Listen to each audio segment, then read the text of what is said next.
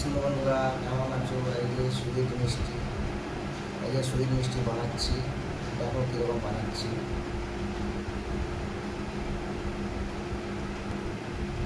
এই যে বন্ধুরা সুইট মিষ্টি কাটিং হচ্ছে, এই যে কীরকম কাটিং করছি দেখো।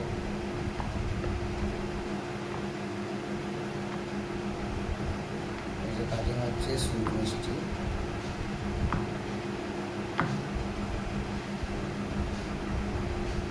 এই যে কাটিং হয়ে গেছে বন্ধু, এই যে সাজানো হচ্ছে।